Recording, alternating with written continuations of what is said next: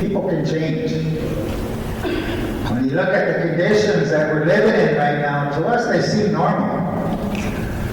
But I don't think our ancestors intended us to be living the way that we're living. Real trouble. I don't think our ancestors intended us to be living the way that we're living.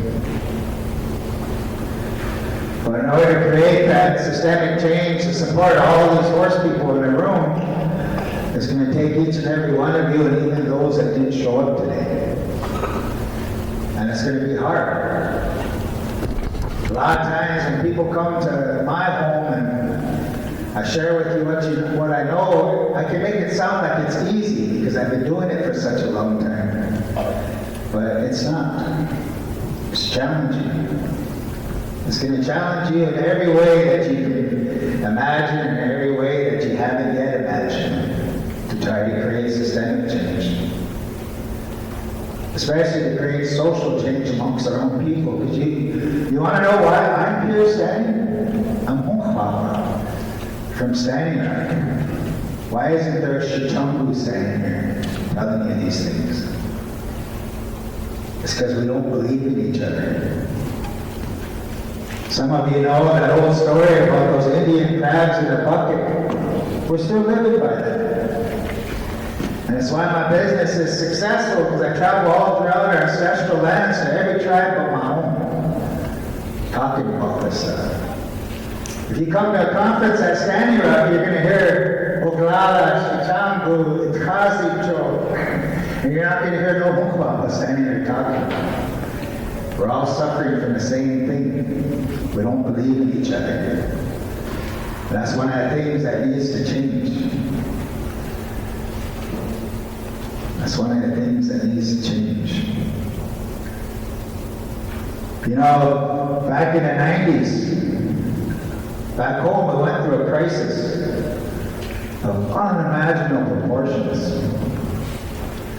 And it was a suicide crisis back in 1996. And it affected all 8 of our districts. And at the time, I was working for Child Protection Services, so because I was working for Child Protection Services, I had access to information that only those in the professional fields had access to. And what we were being told was one night, 1 would commit suicide in that community. The next night, 3 over there. The next night, 5 over there. And we didn't know what to do as a people. We didn't know how to deal with them. And at the time, my people used to call me a singer. And I was getting asked to sing for all these incredibly sad times. And that was the most awful thing to hear, was to hear my people cry. And there was a lot of debates that happened amongst our fluent speakers and those who live our Lakota way of life. Do we talk about it or do we not talk about it? A lot of stories about long ago, how those things were dealt with. My Tahashi, the late Jay Taken alive, had a gathering down in the Bear Soldier community. And they called it a lock-in. I didn't know what a lock-in was. But when you walked into that bingo hall at 7 o'clock, they were going to lock the doors and you weren't going to be able to come out until 7 in the morning. And when I walked in, there was about 400 people in there. Elders, adults, adolescents, to little tiny ones. And it was just loud. Kids were running by and screaming, babies were crying. It was just loud. And I was asked to come to bring the drums. I walked in with my singers and we set up our drum. And we just sat there watching this. It was just loud. I heard these 2 elders from back home came. The late Felix Kidder and the late Isaac Dowdy. And here in front of us, they laid out a buffalo robe. They opened their bundles. say anything. They didn't stand up and make speeches. They didn't say anything. They just right in front of our drum did that. And one of them looked at us and said, okay. So we started singing at the Bach, as those two elders filled their chanupa. And I saw something amazing that night. And I haven't told this story in a long time because I haven't thought about this in a long time, but I saw something amazing that night. As those two men filled chanupa, it got quiet. Everybody sat down. Those children quit running around, babies quit crying, and it got quiet as those two men filled their chanupa. And you know what? Nobody had to stand up and say, sit down. Nobody had to stand up and say, be quiet. It was in their DNA. After they filled chanupa, they got up and they talked. Then they invited this young lady to come up. She had to have been like, I don't know, 15, 16 years old. And she gave one of the most courageous speeches I ever heard in my life. At 15, 16 years old. And she got up and she told her community, she said, my brother just killed himself. And not one of you came and helped him. Not one of you came and offered me any kind of kindness, any show of love. And then she started talking about her peers, and she said, we're fighting over these colors, red and blue. And we don't even understand our own colors, these colors right here in front of us. We're out here trying to act like the people that we weren't born into their nations, and we don't even know anything about that nation that we were born into. And she started to cry. And then she said, all of you tribal workers that are here tonight, where were you when we needed you? How come we have to go to 4 gates if we need help? Why aren't you out here with us when we need you? Boy, all those tribal workers are just shocked. And then she said, and all you council, every time you run for office, you talk about youth and elders, but where are you? What have you done for us? Nothing. And she said, any parents, you call us bad kids, and you get after us for running around at night, but how come you're not home with us? You're at bingo or you're in the bars. Then you come home and tell us we're bad kids. And she said, and all you grandmas, and all you grandpas, you criticize us for not being able to speak and understand our language, but how come you're not talking to us? How come you're not sharing that with us? That was one of the most courageous talks I ever heard in my life. You showed that video of our Chanupa Waiaka. And during a very sad time, my wife's family showed up to talk about that one that had just left. And he shared with us that his elders told him that one of the hardest things you're ever going to do in your life is to stand up in front of your own people and talk. You'll trouble. One of the hardest things you're ever going to do in your life is to stand up in front of your own people and talk. Then he said, but when you do, you're going to accomplish a lot. So, Brave Chapo, you have to be strong if you're going to stand in front of your own people, because you're going to expose yourself to the best they have to offer, but you're also going to expose yourself to the worst they have to offer. We become our own oppressors. We can't even blame Washichi no more. We become our own oppressors. The only reason I can say that to you is because I don't work for you. You can't fire me. I didn't ask to come, you asked me to come. So I think that when things like that happen, then we have a responsibility to speak honestly to each other. Because to meet that goal, 500 horses, it's possible. But any horse person in the room will tell you, if you want to be a millionaire raising horses, you got to start with treatment. It costs a lot of money. And our infrastructure isn't set up like this. It's ag infrastructure. Set up for farmers and ranchers, but tribal people have a hard time trying to get range units on their own reservations.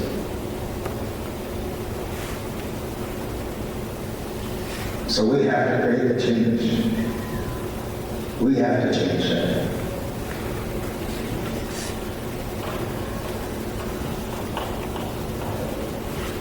You know,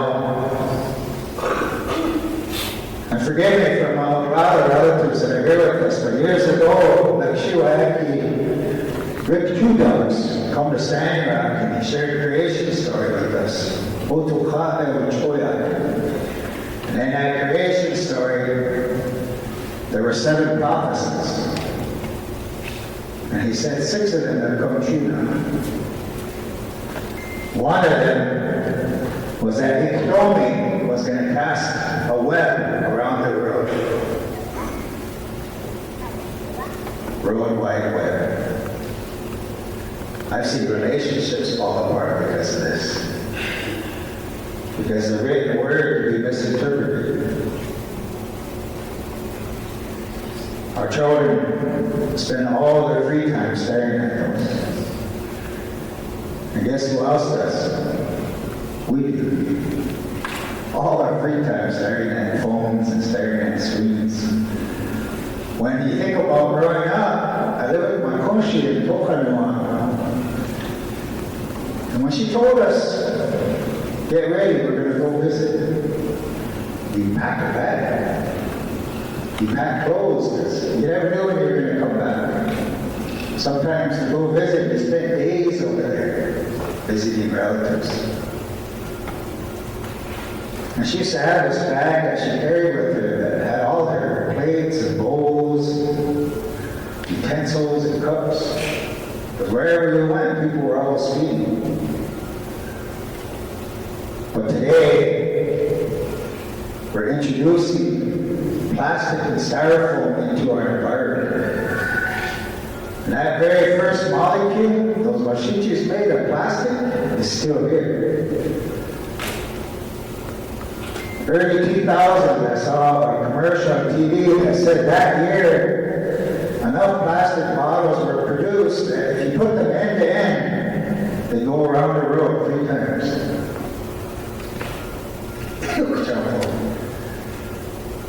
Enough plastic bottles were made in that one single year that if you put them end to end, they go around the world 3 times. The following year, there was another commercial that said 6 times. Then I never saw that commercial again. Now, why do you think I'm talking to you like this? Because if our horses are going to have a chance, we better start working on that environment. So if that environment continues to collapse in the way that it's collapsing, they don't have a chance, and neither do we. You know, I grew up in a family that was fiercely independent. Those of you that might follow me on Facebook, you know that I'm not a fan of IRA government, because it was forced upon us. It's not our way to make decisions. And now, sometimes they use it as a weapon against our own people. But we have to work on our environment. Because that family I grew up in, we were isolated out in the country. I didn't have very many friends growing up because I had cousins, brothers and sisters.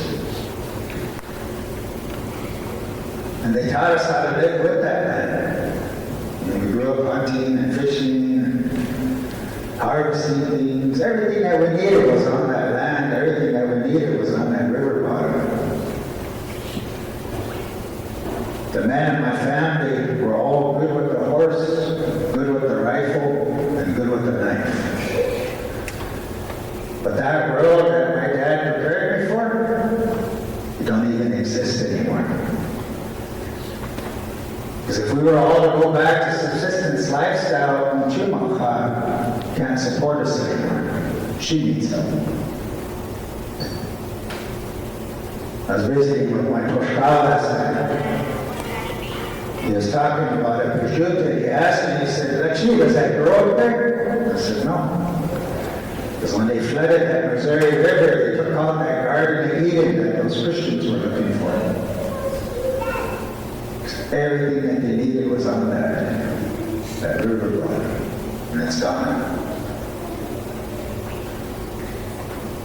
So we better start thinking about things like habitat restoration, because in my travels, I travel throughout my ancestral lands, and everywhere I go, I see dead or dying trees.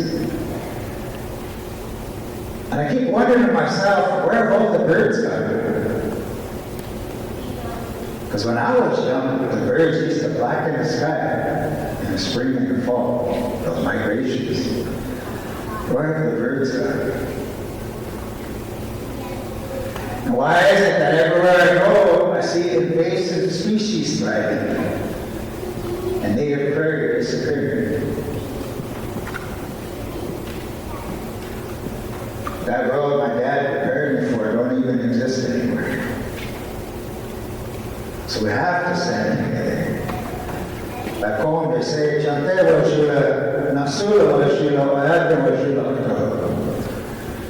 With one heart, one mind, our people will be one.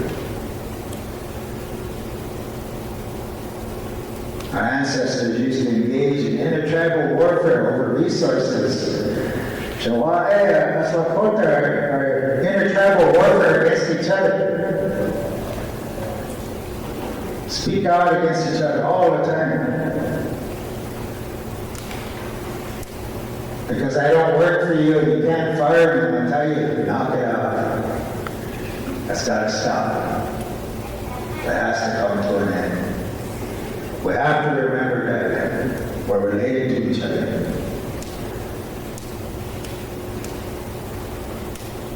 Because I know some of you carry this beautiful language of ours.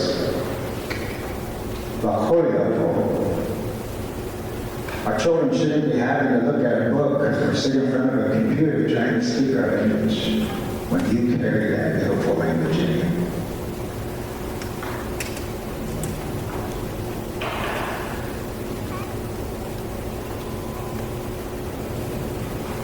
I worry about these things because I don't know how your winter's been here, but ours has really been strange. And I like going to horse sales. There's a big horse sale in Amanda in South Dakota, Hermiston Kids. And I like going way in the back, walking around in the catwalks and way in the back by the browse. And that's where all those old cowboys hang out, all those old parents. They're really generous with what they know. When the weather first started getting kind of weird, I asked this old guy one time, I said, have you ever seen a winter like this? He was old. He kind of chuckled. He said, no, can't say that I have, but I've never seen a winter like the one we had last year either. They're unpredictable. You think about the names of our moons. The names of our moons prepare you for what was on the environment, but they're unpredictable. They're unpredictable. And this sacred relative of ours, we wouldn't even be here if it wasn't for them. And that's something that we seem to have forgotten because I'm a fortunate man. I'm really a fortunate man because when you have more days behind you than you do in front of you, life looks different. And I'm fortunate to have come to this age where I acknowledge and appreciate both the good and the bad. I've learned to accept that. Because I didn't just learn from the good choices I made and the good experiences I had. I learned from the bad choices I made and the bad experiences I had.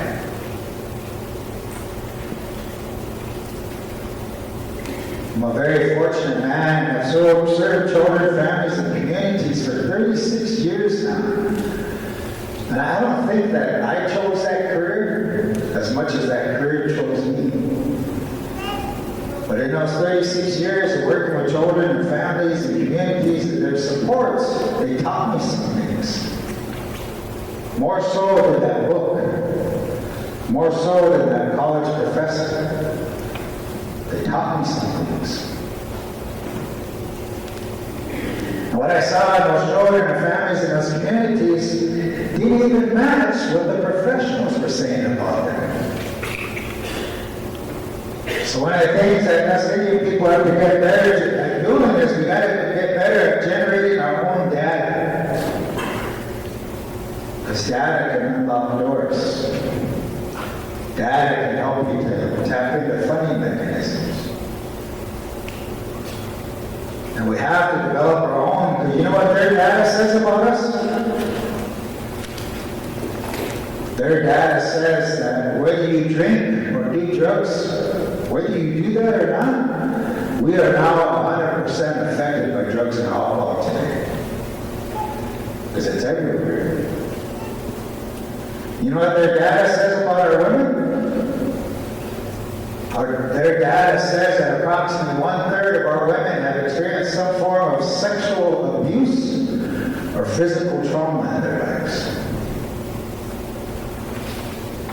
You know what their data says about our youth?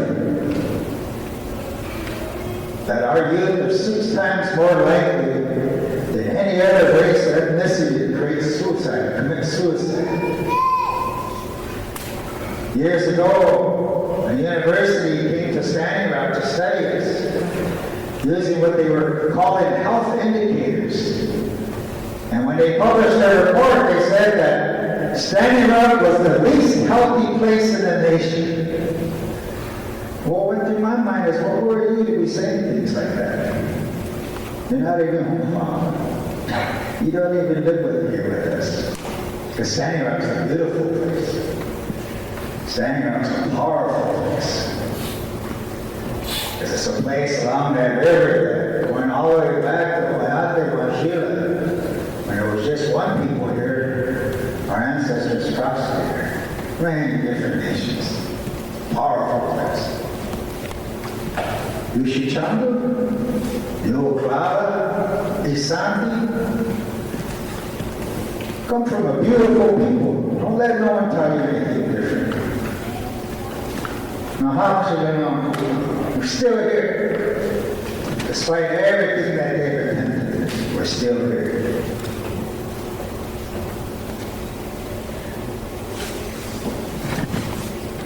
But you know, as tribal people, as we became educated and we start taking over these key role positions within all these different fields, we start talking about things like historic trauma, intergenerational grief. We start studying the effects that the Indian Wars had on us.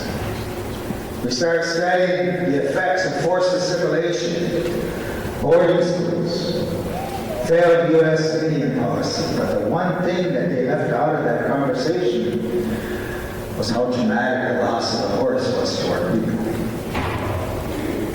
That's the one thing they left out of that. Every year, the Wukwak will celebrate the Battle of the Greasy Grass.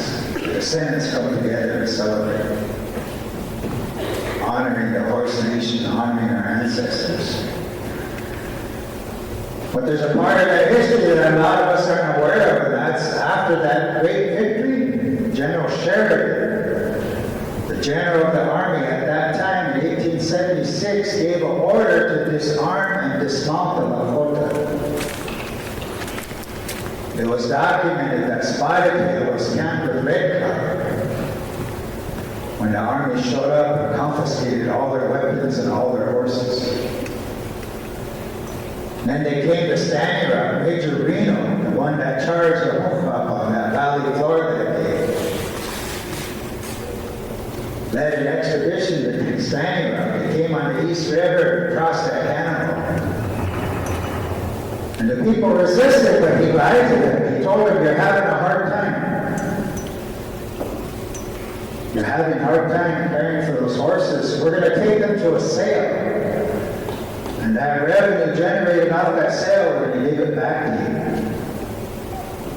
And by September of that year, they'd gone through Standing Rock and into Shannon River and confiscated over 4,000 head of horses.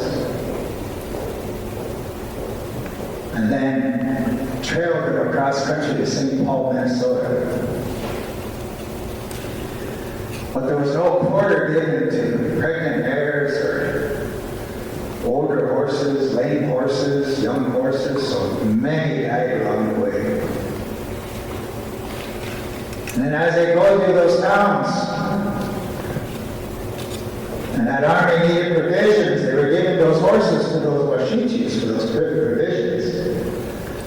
And it's documented that by the time they got to St. Paul, Minnesota, they showed up with just over 700 head out of that over 4,000 that they left. And they lied.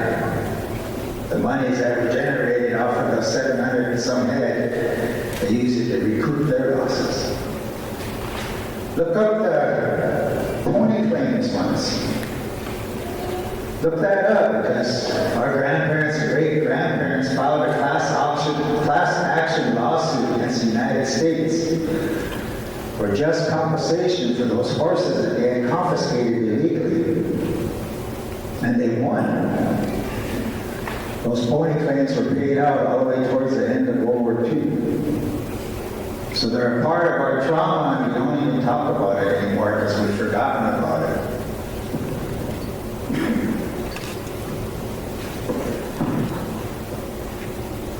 You know this cowboy hat?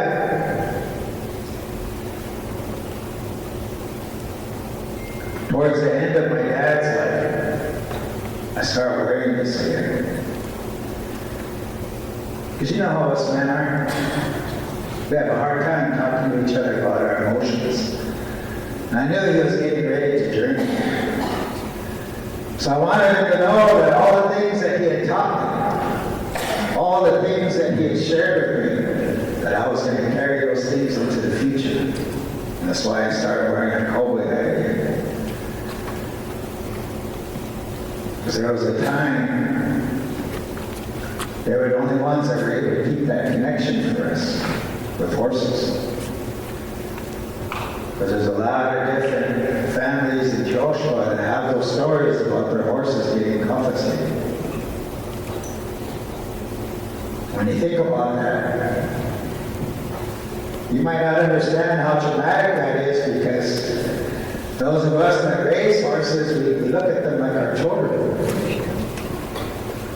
We look at them like our children, our sons and our daughters. We sacrifice lots to have them in our lives. And nobody understands that. Nobody understands the hardships we go through, getting stuck in snow banks as we're trying to get out to our horses, spending hours chopping through ice as we're trying to make sure our horses can get drinks, beating our trucks up. It's because of how much we cherish it.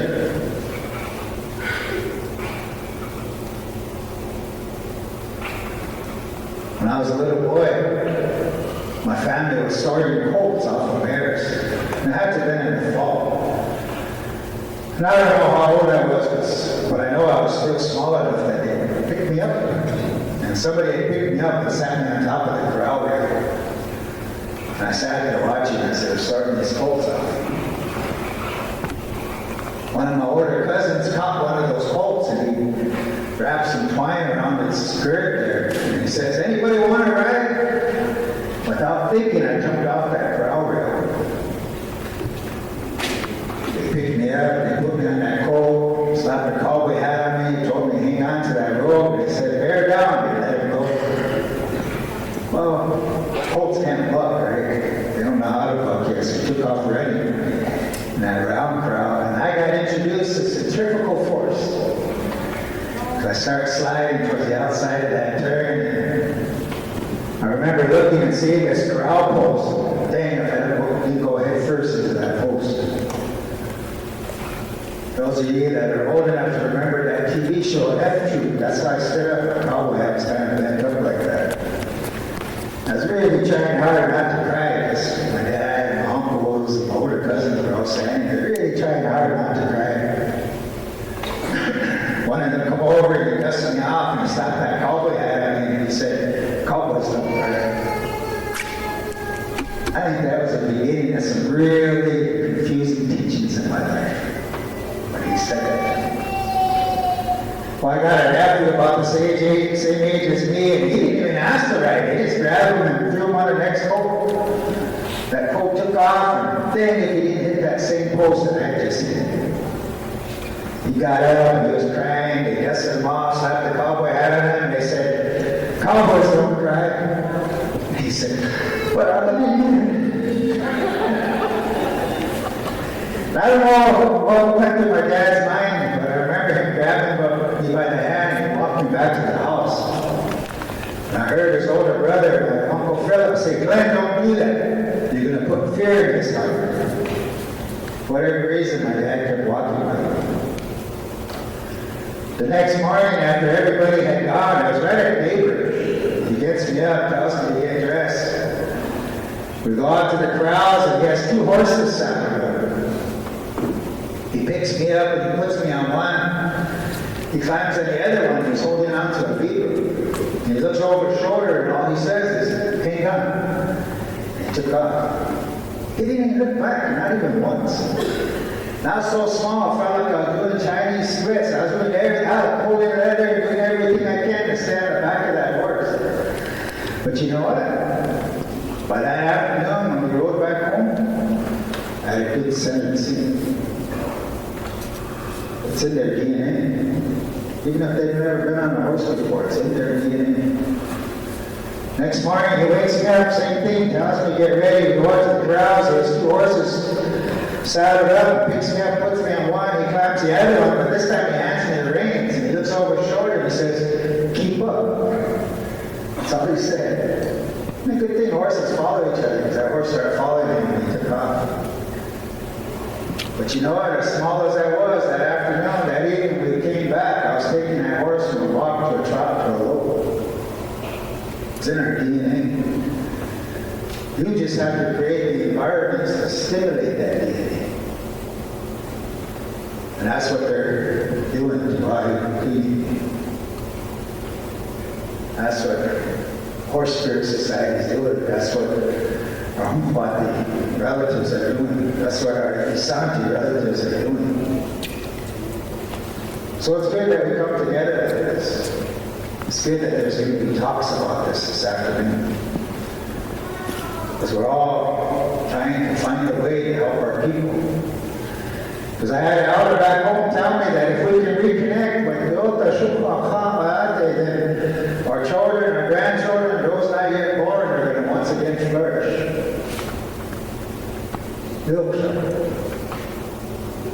If we can reconnect with this cherished horse nation of ours, our children, grandchildren, those not yet born, they're going to once again flourish.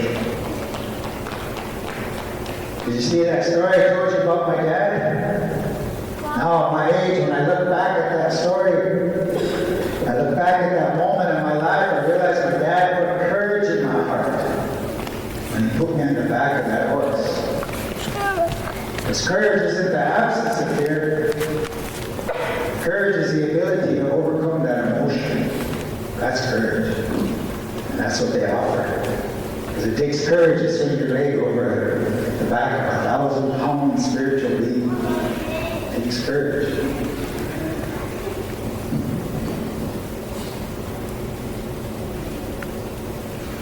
I'm used to my wife sitting in the back because she claims I'm long-winded.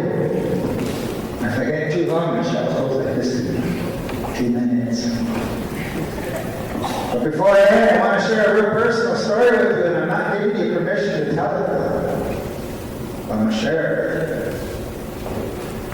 I was 17 years old when I thought it was a father. 17 years old.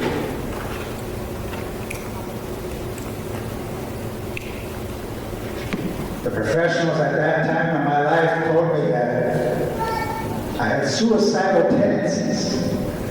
There's a difference between suicidal ideations and suicidal tendencies. Suicidal ideations, they think about it. Suicidal tendencies, you don't care if you live or die.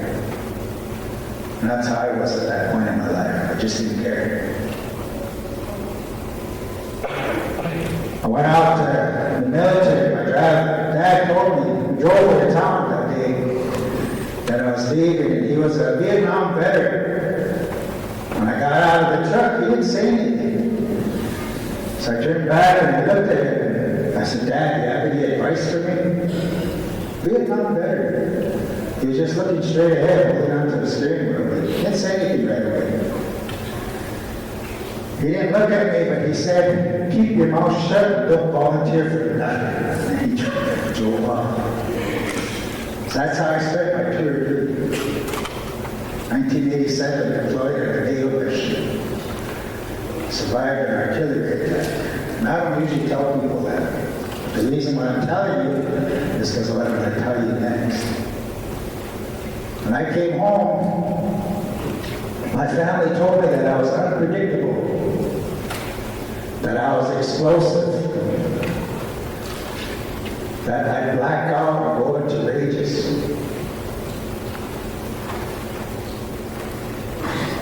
I missed the Sinte riots because they happened while I was in the military. When I come home, though, one of my kids, he's gone now, but he rode in his first 4 years. He then rode in the 4 years of the Unity riot, helped establish road peace in Hurricane. My family rode in Dakota 38. But anyways, one day my kid comes and he says, we're going to ride a staff to Greengrass. And I got a Greenbrook horse. I want you to ride her for me. I says, okay. Early in the morning, he came after me. It wasn't even light out yet. I threw my bag in the truck, grabbed my saddle, put it in. Went to his place, loaded horses, got on the road, went down Lillyville, South Dakota, running antelope district. We pulled into Jack Ward's place, trailers were pulling in, sun was just now starting to come up, pulling horses out of the trailers. Got him saddled up. By the time we had mounted up, they told us to circle up. They said the reason why they were riding was because of all the alcohol-related deaths on Standing Rock right there. And then we left. And it wasn't until we got into the ride that I realized I was riding with the Sinte riders from Standing Rock. You know how horse people are when they get together, they're laughing, joking around, they're telling on each other, because you get bucked off in front of horse people, you're going to become part of the oral histories. Every time you gather, they're going to tell those stories. But it was a beautiful day. And I was riding a Greenbrook horse that day. We stopped to cool them off and get water. We stopped there, and when she stepped into that mud, it made a funny sound. She pulled her hoof out, she balked, and she didn't have nothing to do with that water. But those he touched, I said, don't worry about it. There's a ranch down the road. They said they'll have water for us. So we saddled back up and we took off. Got to that ranch and saddled, cooled them off, led her to a galvanized tank that we were filling up. There she hit it with her hoof. It made a funny sound and she balked. She wouldn't have nothing to do with that tank. Now I'm a little concerned though, because we're about 25 miles into that ride. It's hot. She was all sweated up, starting to lather, but she wouldn't have nothing to do with that water. We saddled up, we take off again. Get to Greengrass, coming from the north. There's a gate right up there. We went through that gate, and that horse I was riding started tripping and stumbling over every little rock, every little clump of grass, every little weed. She started tripping and stumbling. And I looked down here at her flanks, and here it was all salt. She wasn't even sweated up no more. She wasn't lathered up no more. It was all salt up here in the neck, all salt. And she was having a hard time. One of my kola, he told those Itancha, he said, you guys go ahead. He said, I'm going to stay back here with the kola John. So they all left. It was me and my kola rode. We get to a cut bank, and when I look down, there's a game trail. The river's down there, and all the riders were waiting for us. And I could see the camps, and I could see the sunlight surrounds. We rode down that game trail, got in the middle of that river, and the horse I was riding dropped her head and started sucking water.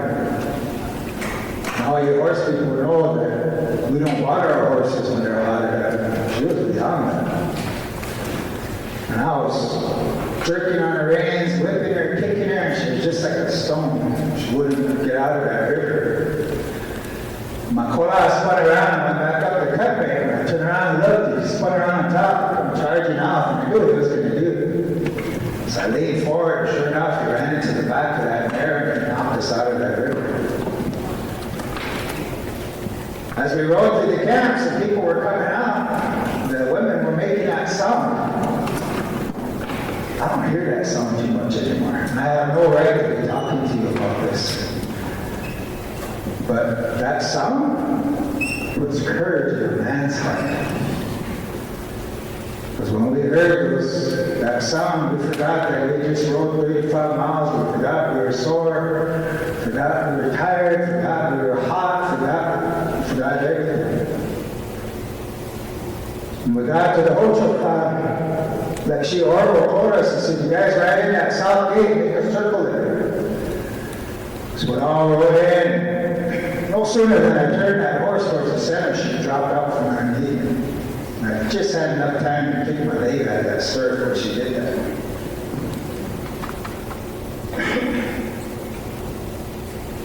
And it was just like this. Everybody was staring and nobody was saying anything. Because by then, everybody had come out of the camp and they were at that hotel club. I went up to her and I clapped my hands real loud in her ears to try to startle her to get up. And she lifted her head and she laid back down, and when I looked in her eye where that pupil should have been, it looked like a thundercloud. Those thunderheads, how they grow like that? That's what it looked like in her pupil. And it scared me. I've never seen anything like that in my life. So I did that a second time. Clapped real loud in her ear. She made one attempt to get up, laid back down, took a big old breath, let it out, and died in that hotel club.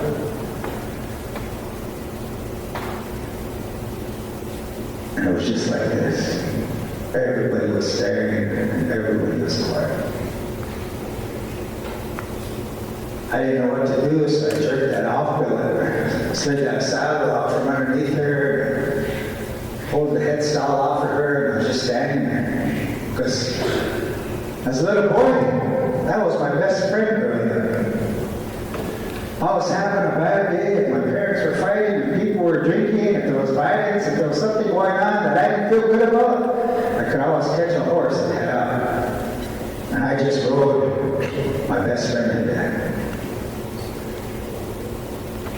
And I remember every time I tell this story, I can almost feel the emotion of that moment. Because it felt like every human emotion you could feel was hitting me all at the same time. Like she would come over, he asked me, he said, are you all right? Sure. I just come out of the army. I was in the best shape of my life. So I lied. I said, yeah, I'm all right. But I wasn't. Every human emotion you could feel was hitting me in that moment. He went over to the singers and said something to them. He come back with a pot. He has me and that horse. They start singing a horse dance song. He started praying, and I started to cry. But I had never ever cried like that in my life because it was hitting me in waves. I couldn't shut it off.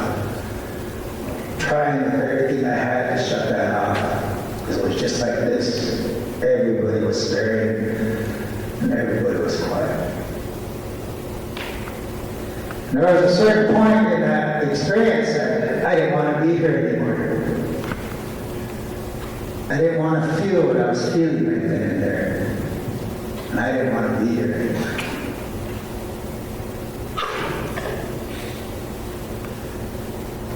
When those singers hit that last week, and I heard that she was sitting on top of us, I let a horse get up. I started dancing in the center, tossing her head, calling out with her voice. And I about passed out. Because I had never seen nothing like that before. She was laying there at least 15 minutes dead. And here she was dancing around. Next year, Orville kind of chuckled. He said, "You better catch her." Remember, I took everything off of her.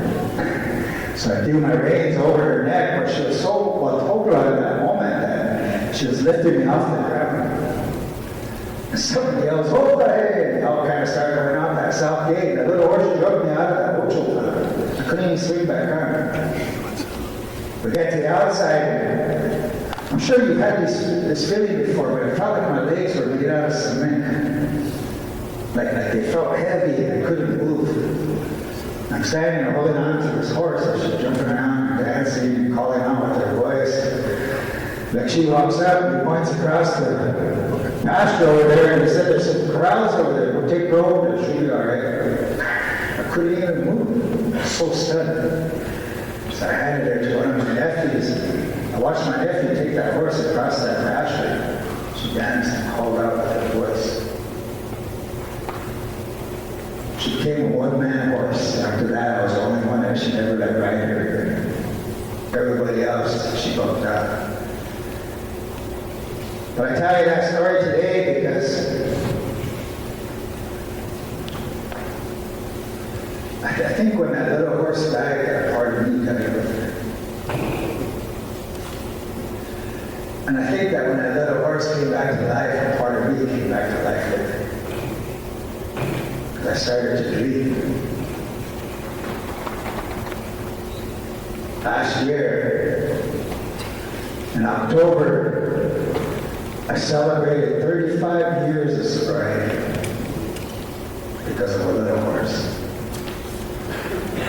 And it's why I believe in so much in what you're doing.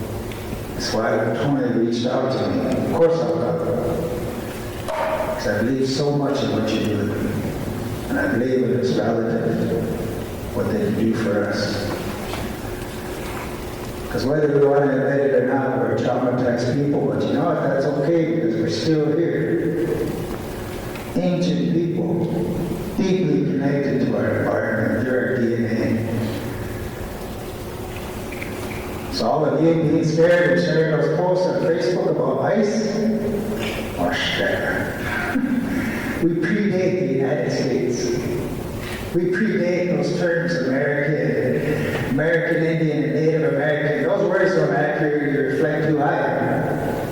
Even my tribal ID, it says Stanhope Sioux Tribe. Those words don't accurately reflect who I am either.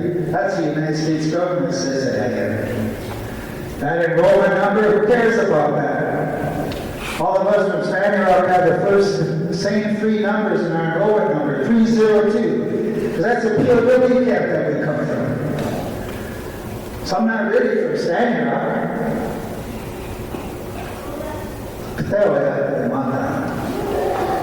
Come from Buffalo people. You think about the rest of that letter, those numbers behind our enrollments. That gives testimony of the fact that your mom and dad had to justify your experience by blood quantum. You know, I think the United States keeps track of blood quantum on our horses, dogs, and Indians. That's some pretty good company to keep horses and dogs, because they have the same spiritual abilities, same sacred abilities. They can doctor. So with that, I want to say,